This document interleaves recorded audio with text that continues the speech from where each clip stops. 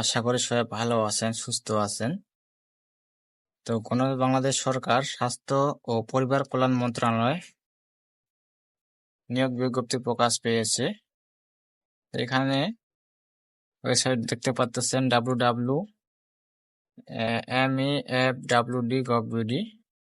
এখানে তারিখ দেওয়া আছে 20 জ্যৈষ্ঠ 1431 3 জুন 2024। তো আবেদন করতে হবে অনলাইনের মাধ্যমে। তো এখানে 1 থেকে 3 নং পদ পর্যন্ত দেওয়া আছে। অফিস সহায়ক, কম্পিউটার অপারেটর, 60 মুদ্রার কম্পিউটার অপারেটর। তো এখানে বয়স হতে হবে 18 থেকে 30 বছর। পদ সংখ্যা, প্রয়োজনীয় শিক্ষা যোগ্যতা, যে সহজে প্রার্থী আবেদন করতে পারবেন, বিস্তারিত আলোচনা করব।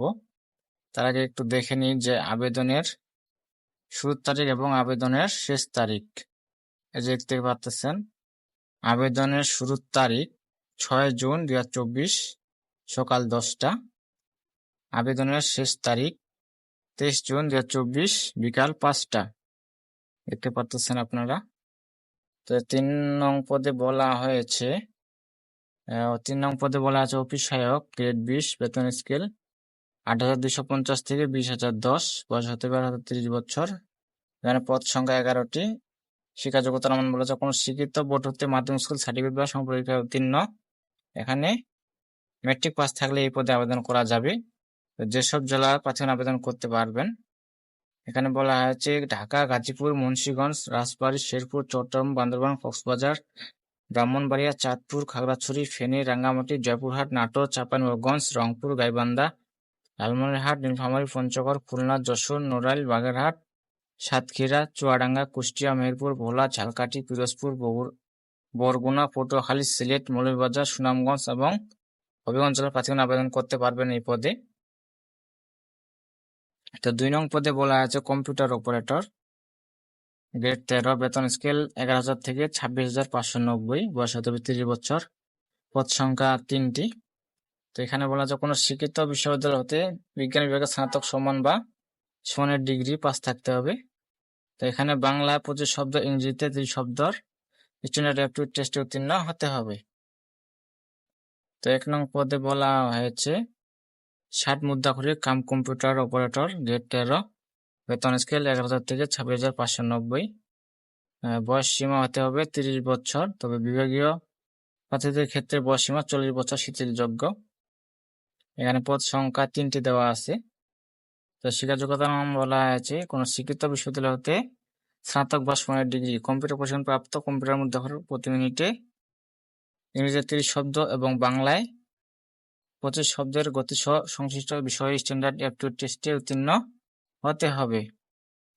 তো এখানে যে সকল জেলা প্রার্থীগণ আবেদন করতে পারবেন, এখানে বলা আছে ঢাকা, গাজীপুর, মানিকগঞ্জ, মুন্সিগঞ্জ, নারায়ণগঞ্জ, নরসিংদী, ফরিদপুর, শরীয়তপুর, কিশোরগঞ্জ, টাঙ্গাইল, জামালপুর, নেত্রকোনা, শেরপুর, চট্টগ্রাম, বান্দরবান, কক্সবাজার, ব্রাহ্মণবাড়িয়া, কুমিল্লা, খাগড়াছড়ি, ফেনী, লক্ষ্মীপুর, নোয়াখালী, রাঙ্গামাটি, রাজশাহী, জয়পুরহাট, পাবনা, নওগাঁ, নাটোর, চাঁপাইনবাবগঞ্জ, রংপুর, দিনাজপুর, গাইবান্ধা, কুড়িগ্রাম, নীলফামারী, পঞ্চগড়, ঠাকুরগাঁও, ঝিনাইদহ, মাগুরা, নড়াইল, সাতক্ষীরা, চুয়াডাঙ্গা, কুষ্টিয়া, মেহেরপুর, বরিশাল, ভোলা, ঝালকাঠি, পিরোজপুর, বরগুনা, সিলেট, মৌলভীবাজার, সুনামগঞ্জ এবং হবিগঞ্জ জেলার প্রার্থীগণ আবেদন করতে পারবেন। 1 ও 2 নং পদে এই জেলার প্রার্থীগণ আবেদন করতে পারবেন। তো এই ছিল বিষয়। তো এখানে বয়স হতে হবে 38 বছর। তো আবেদনের শেষ তারিখ আবার বলছি 23 জুন 2024 বিকাল 5টা। তো এখানে আবেদন ফি বাবদ কত টাকা চার্জ কাটবে এখানে দেওয়া আছে।